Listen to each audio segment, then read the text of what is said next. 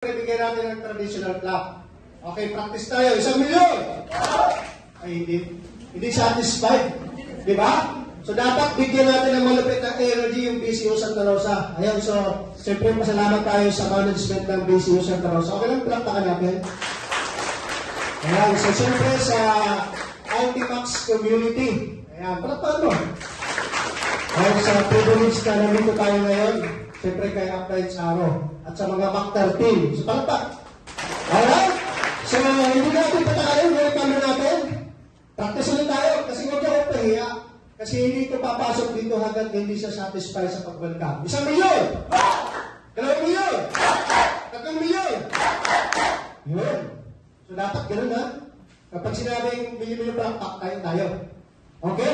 So, grabe ito. Dati lang naman siyang empleyado, siya naman makilala. At dahil sa empowered consumerism, siya po ay Millionaire Circle, Global Ambassador Prime, Easy Top 200, at grabe, hindi na nagkakamali, ang dami na pong full-time nito at hovers.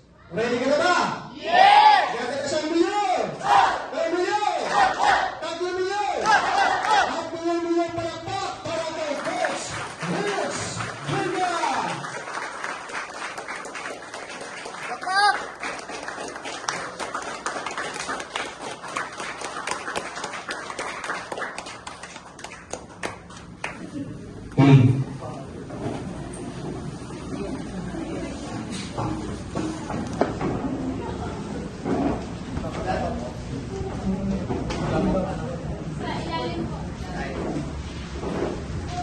Morning! Good morning! Narinig po ako? Yes! Kasi kumain na talaga ang boses. Okay na? Yan. Palapag muna sa host natin. Saan ka sa Tigol? Anlay. Saan? Sa Kagbago. Sa? Barangay Speciality Kagbago. Sa Bago? Hindi, sa Punahan ng Anlay. Mag-iwan. Ayan, so... Yan. Good morning ulit. Good morning. Sino po yung dito yung mga 1 year below sa business? 1 year below. 1 year pa ba? That is matagal na. Ayan, so, di na ko pa kilala kasi di pa kilala na rin ako. Ayan, so, ano na lang po, share na lang, di ba? So, madami full time, alam, isa nag-iisip ka na, isa nag-question ka, lalo pag medyo matagal ka na, ilang buwan ka na, tapos parang walang nangyayari. Tama? Minsan nag-iisip ka, bumalik na kaya ako sa trabaho. Mag-apply na kaya ako. Ibang ata nagpasa na ng application form. Tama ba? Minsan, mini-question mo sarili mo, tama ba ginagawa ko? Diba? Tama ba nag-full time ako? Tama ba nag-resign ako sa trabaho? May ganun ba ang question? Yes. May ganun question. Diba? So, malabo na sa isip mo eh. Tama ba ito? Apply na lang kaya ako. Diba? Pag 2 months, wala pa rin nangyari, apply na lang ako. Kasi naghahanap ka na ng sign. Pag 5 rejection talaga bro, wala pa sign ko. Hindi ako parang. Tama yun eh? Nagkakaroon ka ng question lalo pag habang tumatagal ka sa network na parang wala nangyari, ganoon na yung mga tanong. So kailangan po, maintindihan mo bakit mo kailangan gawin yung negosyo. Bakit mo kailangan mag-business. Diba? Kasi pag malalim yung pag malalim yung reason mo bakit mo gagawin yung business, kahit maglalay ka, para ano po ito kaya mo pa ito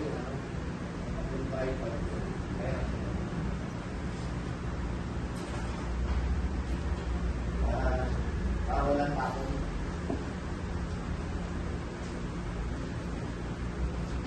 May part-time po ba dito? May part-time eh? Sino taas kamay? Taas kamay. Part-time. Isa lang. Dalawa. Sige pa. Sige pa. Part-time eh. Huwag mahirap. Para mamaya. Magano ka na. Resign ka na. Sa mga part-time. Pag naiintindihan mo ito, mag-resign ka. Gusto mo? Kasi hindi po. Alis na lang po. Para hindi mo na mag-resign. So nagkakaroon tayo ng question. Diba? So, kailangan po malalim yung reason mo ba't mo ginagawa business. Kasi pag mababaw yung reason mo ba't mo siya ginagawa yung business, pag napagod ka, bibigay ka. Pag napuyat ka, bibigay ka. Tama ba? So, palaliman ng reason. So dito, ang kailangan mo dito baguhin po, yung tinatawag na mindset. Sabihin mo nga, mindset. Yung mindset, yung pananaw mo sa buhay. Kasi most of us, ang naging mindset natin, magtrabaho. So meron kang tinatawag na, ano ba, work-oriented, employment, mindset. Okay, so kailangan, baguhin mo yung employment mindset mo. Dapat this time, maging business mindset. Sabihin mo nga, business mindset. Dapat maging negosyante ka mag-isip, maging negosyante, gumalaw. Kasi kahit naka 7 hits ka, naka 15 hits ka, kung ang thinking mo pa rin, magtrabaho, hindi ka pa rin kikita ng malaking pera dito. Kung gusto mo maging successful dito, dapat business mindset ka. 15 accounts ka versus 15 account ka, pero ang mindset mo, magtrabaho versus 1 account pero ang mindset magnegosyo. Sino magiging successful? Yung 1 account, ang mindset ay mag-business. So kailangan talaga, more on ngayon, negosyo.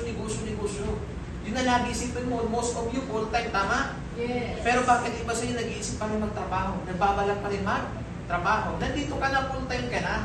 Wala nang alisan. Sabi nga, kung alam mo maganda networking, ba't ka pa magtatrabaho? Tama, dapat maging negosyante mag-isip. Yun yung start. Ako simple lang, bakit mo gagawin yung seryoso ng negosyo?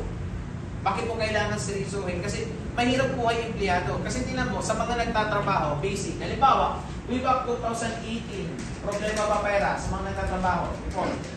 Yes. 2018, problema pera. Yes. Ngayon, anong taon na? 2022. Tanaw, problema pa rin ba pera? Yes. Tingnan mo yung problema mo noong 2018 hanggang ngayon 22, problema pa rin to. Alam mo bakit? Kasi yung ginagawa mo, yun at yun pa rin. Ang isang bagay, pag paulit-ulit yung pong ginagawa, yung resulta paulit-ulit. Ngayon, pag wala kang ginawang bago, for the next 3 years, baka pagdating ng 2025, ito pa rin problema mo.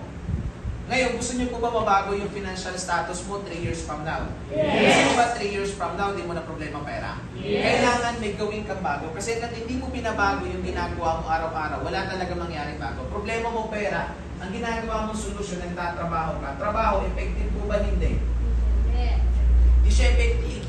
Kasi kung effective yung trabaho, ilang years ka na nag-work, dapat hindi mo na problema pera. So since hindi siya effective, kailangan mo mag-isip ng bagong formula, bagong solusyon. Ba't di mo subukan mag-business?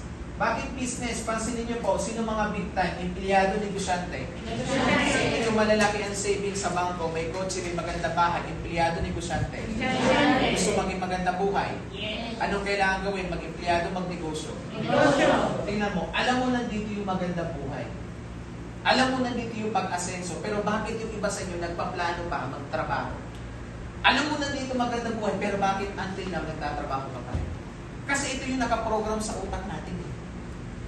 Magtrabaho.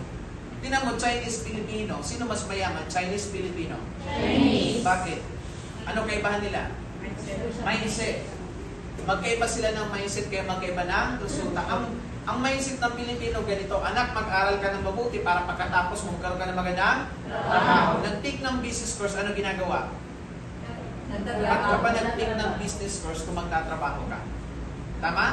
Ang Chinese, ang mindset ganito, anak, aral ka mabuti para after mo aral, ikaw hawak ating negosyo. So bata pa lang yung Chinese, tinuturoan na mag-negosyo. So, kung gusto yung mama, dapat yung mindset ng Chinese, dapat maging mindset mo.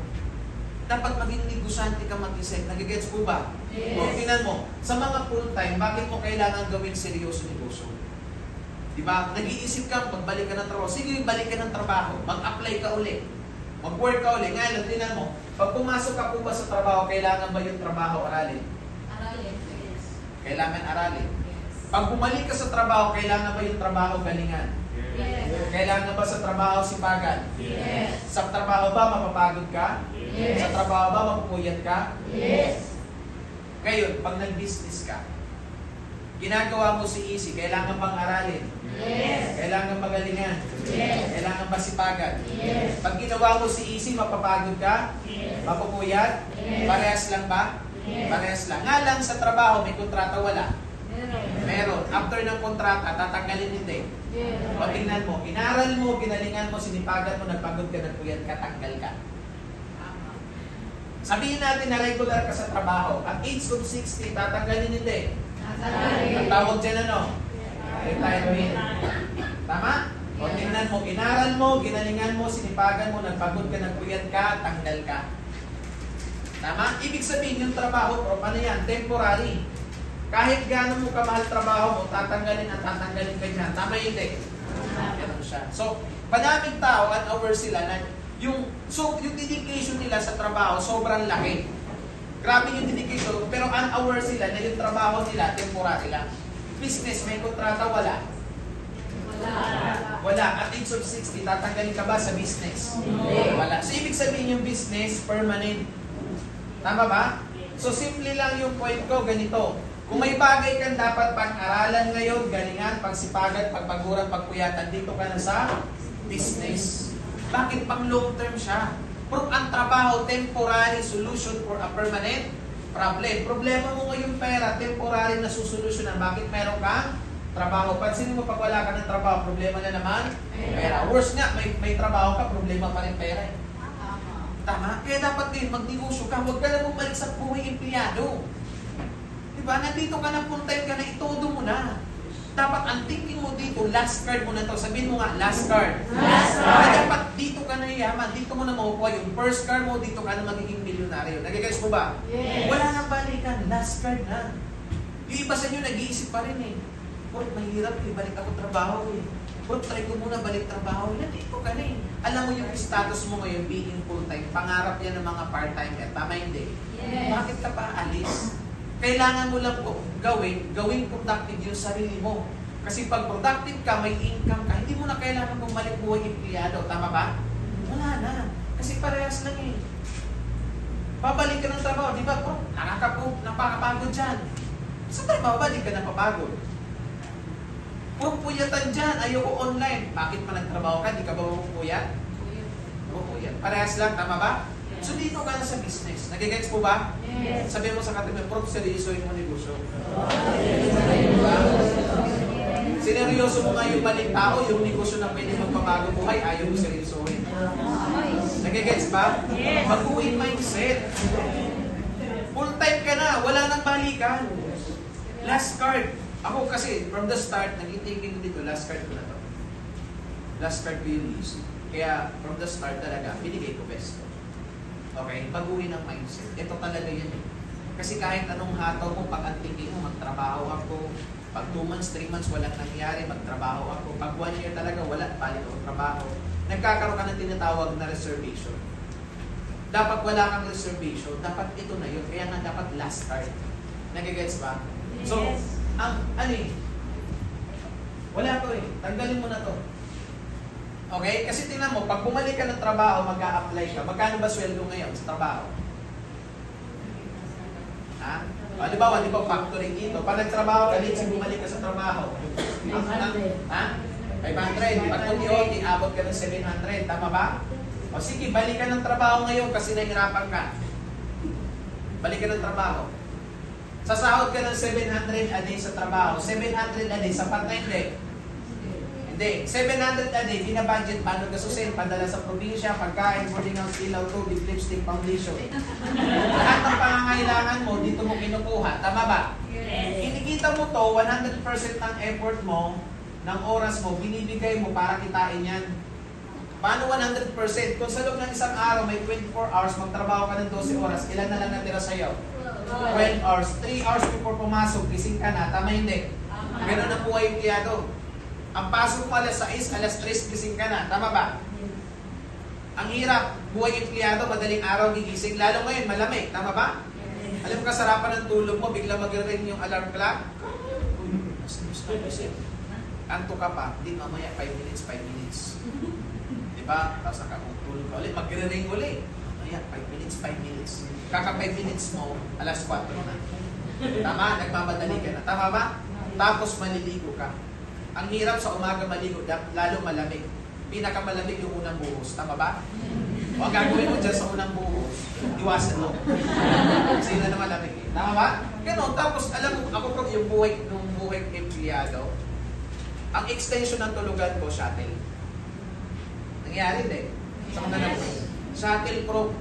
Since puyat ka, maaga busy, matutulog ka sa shuttle. Kapatid ko gano'n, lagi ko sinusunod sa Robinson kasi pag pauwi, laging nakakatulog. Instead, ang baba, balibago, diretsyo na ng Robinson. Tama, may mga ganyan experience from na empleyado, nagising siya na may papasok na. Nakatulog siya, diretso na doon sa terminal. Tamang buhay empleyado, ganito bro. Alas 3 ang gising, alas 5 nasa company na, alas 6 nag-start na ng trabaho. Tama ba? Yes. Ito yung schedule ko before. Ang trabaho ko, 6 a.m. to 10 a.m. trabaho yan. Bakbakan trabaho yan. Walang pahinga. Tapos, 10 a.m. to 10:30 break time. 30 minutes break time. 5 minutes papunta ng kantin. Malayo. 5 minutes pila. Ilan na lang natira? 20 minutes. Kaya ang kain, hindi nakain, lulok. Tama? Hindi mo nalalasahan. Totoo yung bro, kahit until now na practice ko kumain ng mabilis dahil naging kultura ko yun sa trabaho for almost 4 years na kumain ng mabilisan. Tapos babalik ka ng trabaho, 10:30 naman to 2 p.m. trabaho ulit. Sumunod na break time, may nakaka-relate ba? Yes. Sumunod na break time, 2 p.m. to 2:15. Ilang minutes break time? 15. Bro, 15 minutes. Paano mo babalitin yung 15 minutes mo sa break time? Tama? Sumunod, 6 p.m. out. Makakaalis ka ng company, 6:30. Tama hindi? Yes. O, makakauwi ka ng bahay, alas 9, traffic, travel. Tama? O, ilan na tira? 3 hours preparation, 9 hours. Pauwi mo, traffic, travel, bawasan mo ng 2 hours, ilan na tira? 7. Traffic ba dito? Traffic. Gusto mo mga kasama ng tagal yung mahal mo sa buhay? Gusto niya? Yes. Country ng Balibago. Matagal kayo dyan kasi traffic. Bawasan mo ng 2 hours, ilan, pag uwi mo, di ka pa natutulog, nagpapahinga, naglalaba, minsan may galit ka pa. Bawasan mo ng 2 hours, ilan na tira? 5 hours. 5 hours, tulong mo to bro, preparation mo yan dito kasi pag hindi ka natulog, hindi ka makakapasok. So ibig sabihin bro, buong oras mo, binibigay mo para lang pala kumita nito. Pero dito yung kinikita, dito lang napupunta sa needs. Ang needs, nauubos po ba? Ang needs, nauubos ba? Yes. Hindi siya naubos. Ubos na yung sahod mo, yung needs, hindi mo pa nabibili. Tama? So paano na yung wants? Nabibili ba yung mga gusto sa buhay? Sabi nga, sino may kontrol ng buhay? Sarili po ba sahod? Sahod. Dito nakadepende kung anong ulam o ulamin mo. Pwedeng sa umaga, chicken, sa tanghali, beef. Ano yun? Lucky meat chicken, lucky meat. Tama? Paggabi, medyo social ka, ano yun? Fish, sardinas. Ang empleyado para makaipon, ano ginagawa? Nagtitipid. Bakit mo kailangan magtipid kung pwede mo naman dagdagan source of income mo? Pero ako, nung empleyado ko po, experience ko talaga yan, sobrang tipid. Every 15:30, nandiyan ako Super 8, nag-grocery. Ako, ang grocery ko, mga dilata. Tapos, noodles. Ang pinakamadami itlog. Kasi yung dilata, lalagyan ng itlog, yung noodles, lalagyan ng itlog. Kaya mo kamukha ng itlog. Tama ba? O empleyado? Tama ba? Yes! Oh, grabe pagtipid mo kay empleyado. Alam mo yung mag-open ka ng sardinas, 2 beses mo ulamin sa tanghali, tatakpan mo, gabi naman ulam na naman. Ganon bro, experience ko na nagtatrabaho. Sino nakarelate? Tama? Sobrang tipid. Ang pagtitipid, hindi mo ang iba kasi nagiging mindset nila, nagtitipid para makaipon.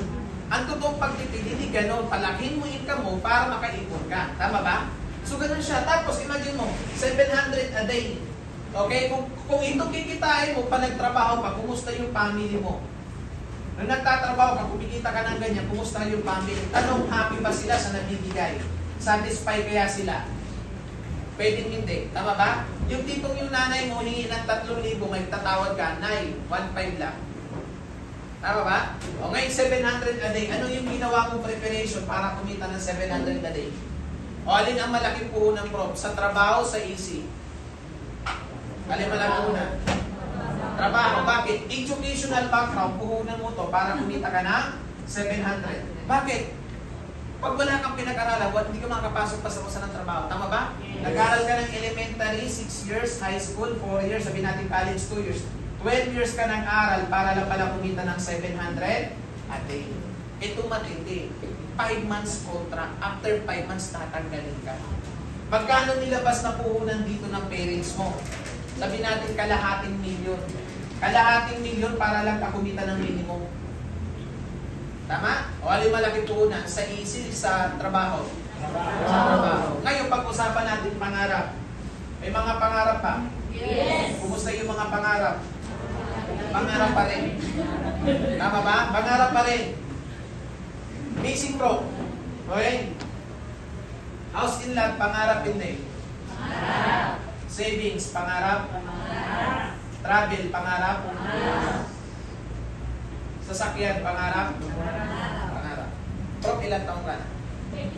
33. Prof, ikaw? 36. Okay. Halimbawa, Prof, mangangarap ka ng house in lot, mga magkano? 2 million. 5 2 million. million. Sige yan. 50,000, maliit lang yun. Pagpasok mo, exit na. Tama? Sinabing pangarap, malaki. Halimbawa, pangarap mo house in lot, mga 5 million. Savings, mga magkano? Prof, 20 million. Hindi yun savings. Naipit lang yun.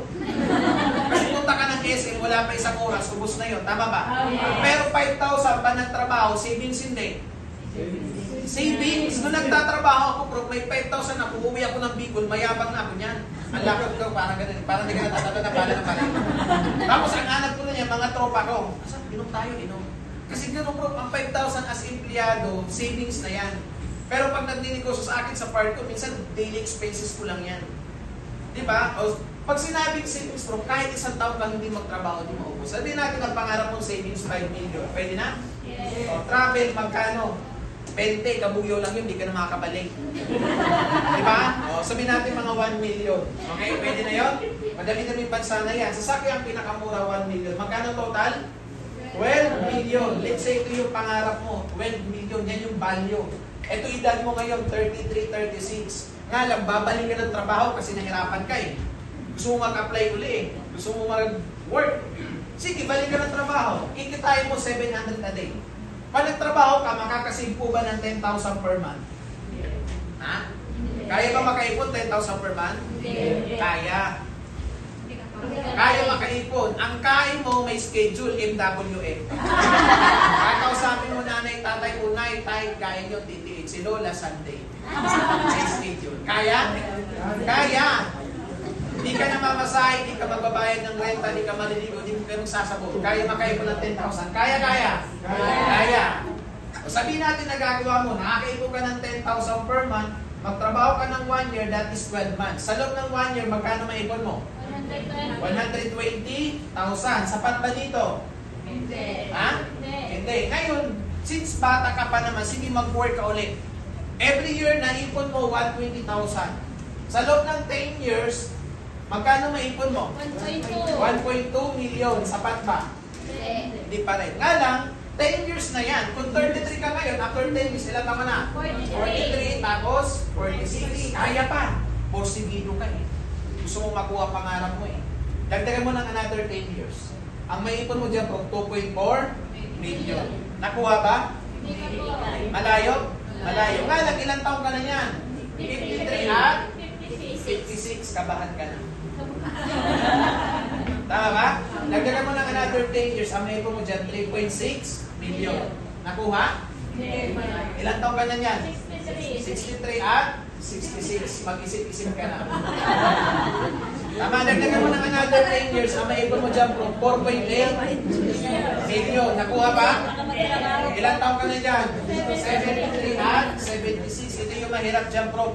Pwede yung pangarap mo, di mo pa nakukuha, pero baka ikaw, kunin ka na ni Lord. Tama, Prof? Prof, reality. Reality, what's the purpose of waking up early, working 12 hours a day, 7 days a week, kung pagdating ng sauran, lagi kang bitin. Hanap buhay, pagtawid, buhay. Pero kung pag-uusapan pangarap, Prof, sa trabaho, hindi mo yan makukuha. Hindi ko, Prof, sinisiraan yung buhay empleyado, pero kung gusto mo yumaman, magnegosyo ka. Minsan puros reklamo tayo, pero ayaw mo naman mag-negosyo. Numbers never lie. Nung naintindihan ko ito, tama eh. O dun sa mga nagpaplano magtrabaho, computein mo sweldo mo. Magkano matitira? Tama ba? Tapos ngayon, full time ka, gusto mo bumalik sa trabaho, nahirapan ka na ng konti, napuyat ka na ng konti, gusto mo na mag-apply. Gawin nyo seryoso, dapat last pair na to. Wala nang balika, baguhin mo mindset. Nagigets po ba? Yes. Baguhin mo na mindset, wala nang balika. Ako siya, basic, bakit ko siya ginawa? I've been 4 years sa pagtatrabaho, 4 years po ako nag-work. Sa 4 years, wala akong nangyayari. Nakapag-ipon naman ako, payslip, uniform, eye bag, sama ng loob. Tama ba? Ganun po buhay empleyado. So no choice ako eh. Kasi pinag-usapan dito pangarap eh. Sa employment, Okay? Actually, madami na. Hindi lang naman easy ang pwede mong gawin para mabuhay yung pangarap. Madaming opportunity sa labas. Tama ba? Nga lang ang tanong, pwede ka. Sa employment, wala na to. Ikis ako dito. Nag-compute na tayo. Tama ba? Kaya ba makuha? Hindi. Tama ba? O, ngayon sa Pilipinas, Prof, ano yung ibang opportunity na pwede mo gawin para makuha pangarap mo? Prof, mag-singer ako. Sige, mag-singer ka. Baka ang boses mo pang CR lang. Tama ba? O, doon pa lang bagsak ka na. Kung hindi ka ganda ang boses mo, Prof, mag-artista ako. O, nagsisimula ka pa lang, palaus ka na. Tama? O ano pa opportunity sa Pilipinas na pwede mo gawin? Kung hindi mo ito gagawin, easy. Ano pwede mo gawin para yumaman? Prof, mag-ano ako, Prof, pasok ako sa vaccine. Pwede naman. Pero bago maging milyonaryo, milyon suntok muna tatama sa'yo. Masakit ba suntok? Injection niya, hindi mo makaya-kaya, suntok pa kaya. Tama? Wala na, ikis ka na dito. At sa mga nagiging successful dito, di ba? Bata pa lang, nag-practice sila. Prof, magpipipiin na lang ako, tapos ang height mo, 4 flat. Oh. Di ba? Paano ka makapag-PPA? Tama ba? Oh. Ano pa pwedeng option gawin para yumaman sa Pilipinas? Ano pa? Prof, mag-YouTuber ako. Pag-live OPP nga, di mo magawa eh, mag-YouTube. Tama ba? Live na, kabado ka pa, tapos mag-vlogging ka pa. Tama, at yung vlogging, parang kang empleyado rin doon. Kapag wala kang vlog, wala ka ng kita. Isabay mo, mag-vlogging ka, mag-networking ka, di mabilis kayo yumaman. Tama? Ano pa option ng iba para mag-abroad? Di ba? Mag-abroad. Kuha pangarap, mag-abroad, pero mag-OFW. Wala masama sa pag-OFW. Wala masama ko dito. Kaya lang, di ba? Kung i-analyze nyo po, madaming broken family sa Pilipinas. Ang pinaka-main cause, ano? Pag-abroad. Tama ba? Ang hirap buhay empleyado. OFW. Halimbawa, lalaki ka, umalis ka dito, anak mo 2, pagbalik mo, pwede 3 na. Kamukha pa ng kumpare mo. Drill talk, sorry hindi sinatama, drill talk lang. May downline ako, umalis siya, ang anak niya lalaki, pagbalik babae na. Tama ba? Totoo yun, kasi naging bakla. Yun yung hirap sa buhay empleyado. Yung nakakapag-alaga ka ng anak ng iba, pero sarili mong anak, di mo maalagaan. Tama? Yung anak mo, lumaki na lang sa picture, sa video call. Diba? Tapos magkano lang sweldo ng OFW? 30,000. Yung 30,000 kinikita yan dito isang araw. Tama, nandito ka, full time ka, tapos babalik ka ng abroad. Diba? O sino mga OFW before? O madami. Tama ba? Ano nag-iisip? Magbalik na kaya ako ng trabaho. Mag-apply na kaya ako. Diba? Nasa PUA na ano ata, nag-apply na eh. Tama ba? Wala na balik ha? Nandito ka na eh. Tama? Yung 30,000 na sweldo mo sa trabaho, sa pagiging OFW, bro, pwede mo yan kitain dito. Ang kailangan lang, i-attune mo yung sarili mo sa pagninegosyo. Tama nyo ba? Mahirap po yung OFW. Oh. Ano pa pwede mo gawin para makuha pangarap? Bro, para makuha yung pangarap, dapat malapit ka daw kay Lord. Sino malapit kay Lord? Drug Lord, waiting Lord. Tama ba? O ngayon dito, bro, kung hindi ka pwede, ano yung iba mong option para makuha pangarap?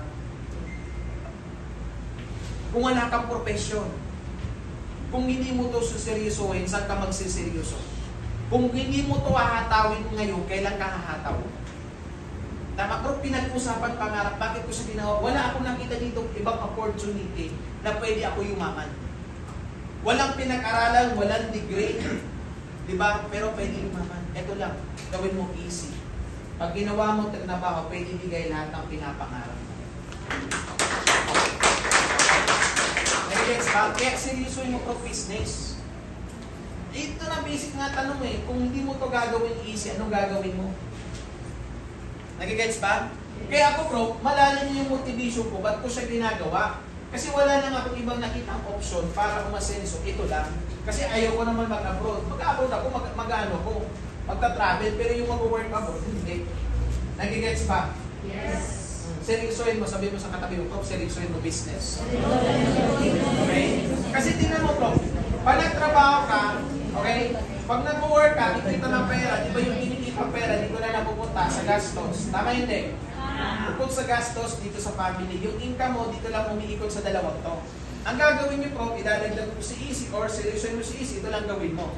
Pag dinagdag mo to, trabaho, kikita ka ng pera. Pag kumita ka ng pera, pwede yung kinikita mo pera, pwede sa'yo na. Since may pera ka, maganda dyan, makakapag-ipon ka. Pag may savings ka, lumaki ng todo, mabibili mo yung mga gusto mo sa buhay. Di ba? Yes. Tapos, ang maganda dyan, mabibili mo yung pangarap mo. So, maganda dito, pag ginawa mo si easy, hindi ka lang kikita ng pera, dito magkakaroon ka ng business skills and knowledge, kaalaman sa pagninegosyo. So, itong dalawang to, magagamit mo kung gusto mo mag-put up ng another business. So, ito yung pwedeng mangyari pag sinabay mo siya or pag ginawa mo si easy. Ngayon, pag dito ka lang nag-focus sa trabaho, yung income mo dito lang iikot. Okay, parang sitwasyon, pag nagtatrabaho, ganito, 1 minus 1. Di ba 0? Ang source of income mo lang, isa, trabaho. Pag nawalan ka ng trabaho, na ito, kabukya ka. Ito yung buhay ko dati, paikot-ikot, apply, trabaho, ito, apply, trabaho, ito. Di ba? Pagpasok ng trabaho, pang ilang company mo na sa akin, pang 5 na sa akin. Ikaw, ay wala, pang 10 na. Tama yun. Sabi ko, ano, may ipong kaya? Wala. Ano yun? Padamihan na lang ng company papasukan. Pero savings, wala. Tama ba? Ganun po buhay empleyado. Di ba? Sa buhay, OFW? OFW, mag-a-apply. Makakapasok ng trabaho, mag-work 3 years sa trabaho sa abroad. Tapos, sarado isipan sa opportunity. Uwi ng Pilipinas. May pera, 200,000, 300,000. 2 months, ubus na. Pag pa 3 months, nag-a-apply na. Tama ba? Since wala nag-apply, balik ulit sa trabaho. Sarado ulit isipan sa opportunity. Magtatrabaho, makakaipong 200, 300,000. Uwi ulit ng Pilipinas. Pag uwi ng Pilipinas, 2 months, 3 months, ubus na pera. A-apply na ulit. Tama ba? Ganun po buhay empleyado. Diba? Kaya nga dapat being OFW, dapat ikaw yung OFW na may plano. Hindi lang puros trabaho ginagawa. Dapat nag-aaral negosyo. Kasi pag isa lang source of income mo, ganito yan eh, 1 minus 1 is 0. Isa source of income mo, wala ka ng trabaho, bukya ka, 0 ka. What if gawin mo 2 minus 1? Di ba 1? Dalawa source of income mo, nagtatrabaho ka, nag-i-easy mo, wala ka ng trabaho, meron ka pa rin tirang isa, easy na pwede ka kumita ng malaking pera. So, ang kailangan nyo lang baguhin, mindset. Ano yung mindset? Naniniwala ka ba pag masipag at matyaga ka, yayaman ka? Yes. Ito rin yung paniniwala ko dati, which is mali. Hindi porket masipag at matyaga ka, yayaman ka. Tricycle driver, masipag hindi. Sipag. Matyaga, Yes. mayaman, Hindi. fisherman, masipag, Yes. matyaga, Yes. mayaman. Hindi. Ikaw, na nagtatrabaho ka, masipag ka. Yes. Sabado, linggo, holiday, pumapasok ka. Yes. May bagyo, pumapasok. Yes. May sakit, pumapasok. Yes. Matyaga. Yes. Tanong, mayaman. Yes. So, hindi porket masipag at matyaga ka, yayaman ka. Sabi nga, don't work hard, work smart. Diba? Pero pag masipag at matyaga ka, tapos nilagay mo ng tamang sistema, pwede ka ba yumaman? Yes. Pwede. Anong sistema na yun? Parang ganito, halimbawa, ikaw itong mambabalot. Nakakita na kayo ng mamabalot? Yes. Tinan mo katabi mo. Ay. Halimbawa, mambabalot, kumikita ng 500 a day, pwede ba yumaman? Pwede ba? Mambabalot, kumikita ng 500 a day, pwede ba yumaman? Uy, pilot. Hindi. Ulitin ko. 500. Mambabalot, kumikita ng 500 a day, pwede yumaman? Hindi. Hindi. Hindi. Ngayon, lalagyan natin ng sistema na alam mo ba, ang isang mambabalot, pwede yumaman? Yes. Halimbawa, mambabalot, kumikita ng 500 a day. Ang ginawa niya, nag-hire siya ng tao. 10 tao. Sa bawat isang tao na to, kumikita siya ng 300. So, 300 times 10, magkano? 3,000. Pwede ba yumaman? Yes. Ito yung tinatawag na sistema. Ito yung status mo. Pag ikaw to, hindi ka nakapasok, may kita ka wala. No work, No no pay. pay. Pag ito, hindi nakapasok, may kita wala. Meron. Kung wala siyang income, personal income, dahil may 10 tao nagtatrabaho sa kanya, meron pa rin siyang income. What if yung 3 nagkasakit, may kita wala? Meron. What if yung 5 nagkasakit, may kita wala? Meron. What if yung 8 nagkasakit, may kita wala? Meron. Ang tawag dito, law of leverage. Ito yung sekreto ng mayaman. Law of leverage, duplication ng time, ng effort, ng income through others. Kaya papadamihin mo sarili mo. Mag-i-invite ka, papalakin mo network mo. Nakuha nyo ba? Kasi pag ikaw lang mag-isa, wala. Parang piliin ka, option A, option B. Ano yung gusto mo? Kikita ka ng 100 pesos, ikaw yung nag-e-effort, o kikita ka ng 1 piso, pero effort ng 100 na tao. Ano yung gusto nyo? A or B? B. B. So pag empleyado ka, parang ganito, yes, kumikita ka ng 100 a day. Pero, ikaw lang yung nag-e-effort. Mas gugustuhin ko pa yung kikita ko ng 1 piso out of 100 na tao. Nagigets mo ba?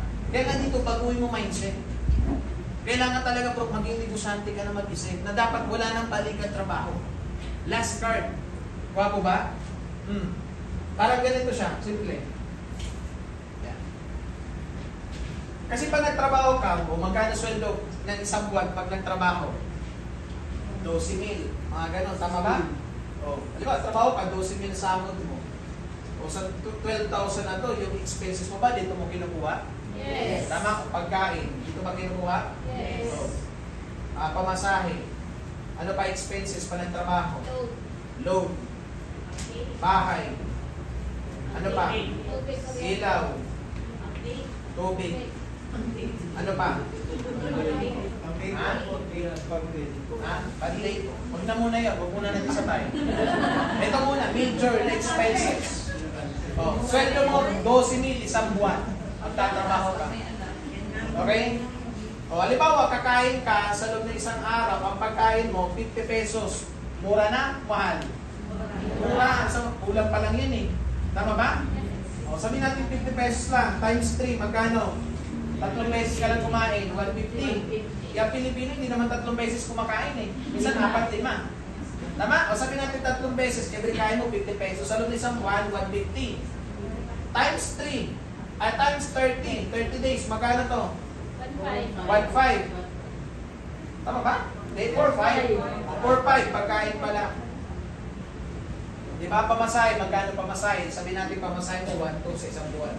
Load, magkano load sa isang buwan? 300. Di ba pag empleyado ka, sobrang tipid, di ka naging load? Tama ba? O 300 load. Bahay, magkano bahay? 1,000. 1,500 o 1,500. May ilaw, tubig, sabihin natin 500. Pero pa, grocery, nag-grocery? Yes. O magkano grocery, every sahod? 1,000. So sa isang buwan, 2,000. Tama ba? O, halimbawa, kung magkano to lahat? Ito magkano to? 6,000. Ito magkano? 2,000. Ito, 2,000. O magkano na lahat? 10,000. Sweldo mo magkano? 12,000. Magkano expenses mo? 10,000. Magpapadala ka pa sa inyo, negative na. Tama ba? Ganyan pa po ang empleyado eh. Minsan mas madami pa yung nilalabas kaysa pumapasok. Ito po buhay empleyado. Factory, ganyan ako sa factory. Sino mga nag-factory? Madami, medyo nakaka-relate. Tama ba? Ganyan eh. May kilala kayo katulong. Magkano ang sweldo ng katulong? 7,000. 7,000, sweldo ng katulong. Katulong, nagbabayad ba sa pagkain? Hindi. Pero masarap ulam niya. Tama hindi? Tama. Anong ulam ng boss niya? Ulam niya.